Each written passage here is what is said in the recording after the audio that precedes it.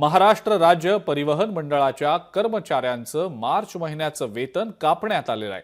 वेतन देण्यासाठी अपुरा निधी मिळाल्यानं पगारात कपात करण्यात आल्याचं समोर येत आहे। एसटी कामगार संघटना त्यामुळे आता आंदोलनाच्या तयारीत आहे। एसटी कर्मचाऱ्यांना मार्च महिन्याच्या वेतनापोटी 56% वेतन देण्याचे आदेश सर्व विभागीय कार्यालयांना देण्यात आले।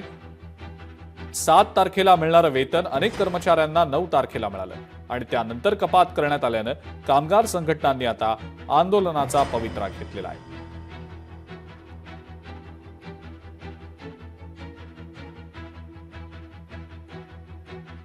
एसटी कामगार संघटना आता आंदोलनाच्या तयारीत आहेत, कारण मार्च महिन्यात केवळ 56% इतकंच वेतन कर्मचाऱ्यांना मिळालेलं आहे। एसटी कर्मचाऱ्यांचं मार्च महिन्यातलं वेतन प्रशासनाकडून कापण्यात आल्याचं दिसतंय। याच संदर्भात काही राजकीय प्रतिक्रिया आता समोर येत आहेत, त्या प्रतिक्रिया आपण पाहूया। कर्मचाऱ्यांना 56% पगार देणं म्हणजेच त्यांच्या जखमेवर मीठ चोळणं आहे। 2,500 नवीन बसेस खरेदी करण्याचा करार केला गेला, त्यामध्ये सुद्धा अनेक तक्रारी आहेत।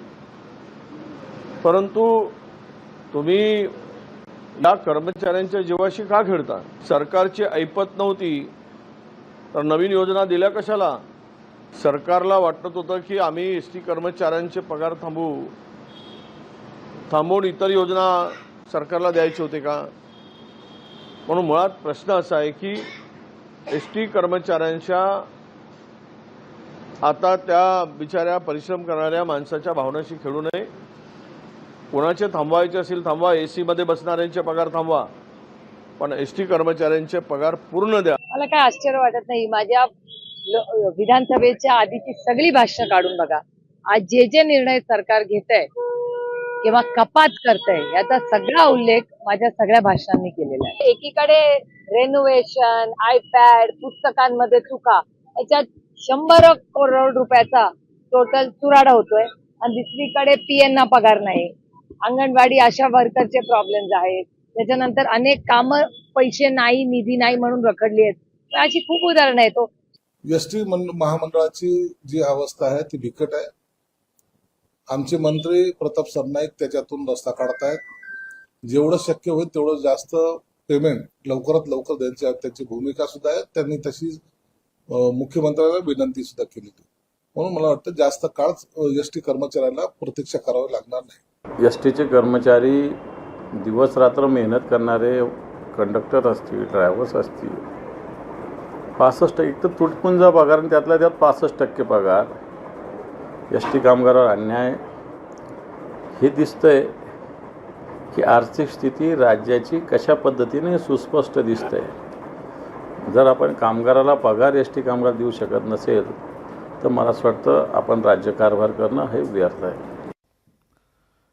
एसटी कामगार संघटनेच्या पदाधिकाऱ्यांचं या सगळ्या संदर्भात काय म्हणणं आहे आपण ते देखील पाहूया। त्यांच्याशी आमचे प्रतिनिधी ज्ञानेश्वर पवार यांनी संवाद साधला।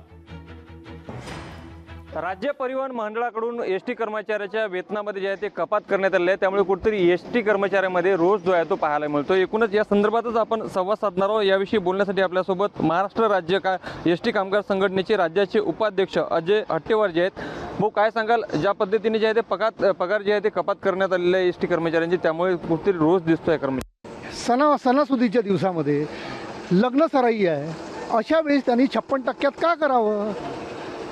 44 डिग्रीमध्ये काम करून तसाही तो तापला आहे आणि हे जर कमी वेतन दिलं तर पुन्हा तो तापेल आणि त्याच्यामध्ये त्याची मानसिकता खराब होईल।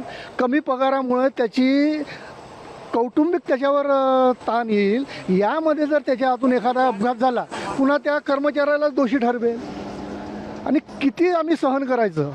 56% म्हणजे जवळपास 17,000 ते 18,000 रुपयाचाच पगार त्याच्या खात्यामध्ये काल संध्याकाळी जमा झाला। आता तो उर्वरित पगाराचा का 17,000 तो, आणि उर्वरित जे 44% बाकी आहेत ते केव्हा देईल हे शासनाने आणि प्रशासनाने कुठेही उघडपणे सांगितलं नाही की आम्ही 2 दिवसात देऊ की 4 दिवसात देऊ। मग समजा या महिन्यात तो 44% वेतन जर त्याच्या खात्यात जमा झालं नाही तर पुढच्या महिन्याच्या पुन्हा 10 तारखेपर्यंत त्यांनी त्या 17-18 हजार रुपयामध्ये आपला संपूर्ण कुटुंबाचा गाळा कसा चालवावा हा सर्वात मोठा प्रश्न त्या कर्मचाऱ्याच्या आणि त्याच्या कुटुंबाच्या समोर उभा झालेला आहे। शासनाकडे आमचे सवलती मूल्यापोटी बऱ्याच रक्कम थकीत असल्या आहे, तरी त्यापैकी कमी रक्कम दिल्यामुळे हा पगार 56% देण्यात आलेला आहे. शासनाला आमची एवढीच विनंती आहे की आमची सवलती मूल्यापोटी जी रक्कम आहे ते ताबडतोब एस टी प्रशासनाला द्यावी, जेणेकरून एस टी प्रशासन वेळेवर कर्मचाऱ्यांचे 100% वेतन करू शकेल. महाराष्ट्र एस टी कामगार संघटनेकडून आता राज्य सरकारला आंदोलनाचा इशारा देण्यात आलेला आहे. लोकशाही मराठीकरता मी ज्ञानेश्वर पवार, नागपूर. लोकशाही मराठी ऐका, पहा, जागरूक रहा.